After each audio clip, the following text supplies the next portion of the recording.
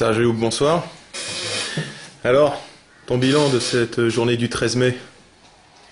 Bien, en deux mots, une victoire et une réussite.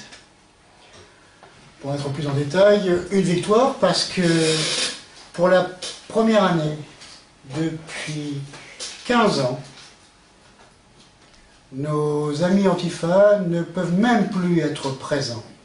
Chaque année, ils nous gratifiaient d'une contre-manifestation de plus en plus faible, et cette année, ils ne peuvent même plus venir. Le combat, c'est ça, faute de combattants. C'est une victoire en soi, une victoire par forfait.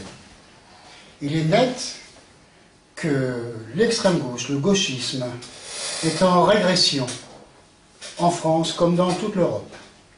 C'est un grand point à souligner. La deuxième chose, c'est une réussite en soi parce que nous étions 1500, plus que l'année dernière, toujours plus. Nous étions tous unis, et en plus, ce qu'on peut dire, c'est que nous étions, pour le Front populaire solidaire, dont nous sommes partie prenante, plus de la moitié des manifestants. En effet, pour faire un décompte rapide, je vous dirai à peu près ceux qui ouvraient le cortège, le Renouveau français, une centaine de participants. Ensuite venait, je crois, la NDP, Terre et Peuple, une cinquantaine tout au plus. Suivi du GUD, une petite cinquantaine aussi. Suivi des jeunesses nationalistes, je crois autour de 60, qui était d'ailleurs, et c'est à noter, agrémenté d'un renfort de l'œuvre française. Et à cet égard, je peux dire qu'il est dommage que Gabriac, leur responsable, n'ait pas pu rester jusqu'à la fin parce qu'il devait impérativement aller manger dans un repas prévu à cet effet. Mais après, qu'y avait-il? Le Front comtois, une cinquantaine. Les nationalistes autonomes, une toute petite cinquantaine, malgré les Hollandais, quelques Allemands et Italiens qui étaient dans leur rang. Et puis, le reste, tout le reste, c'était nous. C'est une grande réussite pour nous. En moins d'1 an et demi d'existence, nous sommes la grande majorité des participants. C'est à noter aussi. Ensuite, après les prises de parole, nous sommes tous retrouvés dans un concert pour commémorer autrement la mort de notre camarade Sébastien Desieux et des autres Parisiens qui ont subi le même sort parce qu'ils ont, au péril de leur vie, osé combattre le système. Nous étions 400 en plein Paris, à Bastille, sans aucun problème encore, pour montrer que le nationalisme, ce n'est pas que des défilés, c'est aussi la fête. Pour tout ça, c'est une grande victoire. Il est quand même à noter que la veille, tu as eu quelques problèmes avec tes opposants. On va essayer de calmer ça.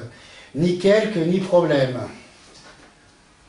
Donc l'introduction est mal partie. Non, on a eu une blague, je pense, une erreur, un malentendu, un quiproquo. 30 crétins, créteux, clochards, claudicants et autres punks à chiens, suivis d'étudiants qui n'en finissent pas d'étudier comme d'habitude, de redskins qui n'ont de skin que le look, et le reste des... Qu'est-ce qu'il y avait? Des chevelus crasseux. On voulut à 30, à la fin d'une manifestation qui avait lieu proche de notre boutique dans le 13e arrondissement, on voulut espérer, imaginer, vouloir nous attaquer. Ils étaient 30, nous étions 2. Le déséquilibre n'était pas en leur faveur. Ils n'ont pas osé approcher, ils sont restés à 20 mètres de la boutique, criant de loin, on ne sait pas quoi, c'était trop loin. Il y avait un GNR et un client, c'était vraiment beaucoup trop. Alors moi, je me souviens aussi de l'arrestation, j'ai vu tous ces jeunes hommes, prépubères, arrêtés, à genoux.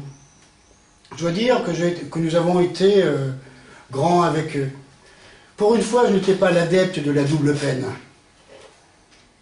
Ils se sont fait arrêter, leurs parents sont sûrement allés les chercher, ils vont être privés de PS3 ou de télé ou de sortie pendant un mois, c'est déjà beaucoup. On n'a pas porté plainte, on a eu pitié. Il faudrait qu'ils nous disent merci. Mais la prochaine fois, ils n'auront pas la chance que la police intervienne au bout de 5 minutes. Et 2, c'est beaucoup trop pour eux. Imaginons si on avait été 3. Voilà, donc, non, c'est une bonne blague, il n'y a rien à en dire. S'il y a une photo, un souvenir, David a été très content. D'ailleurs, on le remercie. C'est lui qui a tenu, lui tout seul, toute cette horde de crêtes. Et le 13 mai, c'était une blague aussi? Ah oui, aussi, un non-événement. Je me souviens d'avoir traité ce groupuscule crépusculaire d'inaction française. Je pense que c'est faux, c'est plutôt l'inexistence française. Ça fait une horde de nostalgiques qui pensent encore au Caveau du Roi, à Louis XVI, à Saint-Louis, et pourquoi pas Clovis pendant qu'on y est. Non, c'est un autre temps.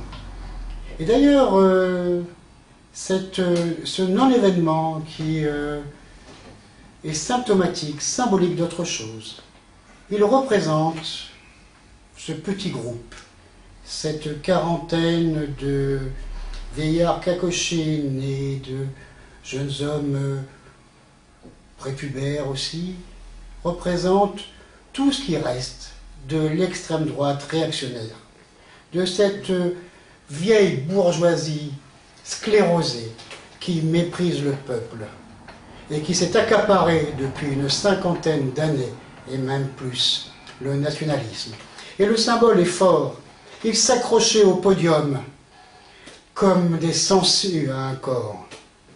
Et nous, plus de 1000, nous le peuple, nous les travailleurs, nous la force vive, nous imposons et les rejetons une fois pour toutes d'un revers, en quelques instants, en quelques mots.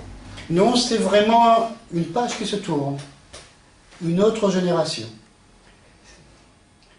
Nous regardions notre passé et contemplions leur avenir.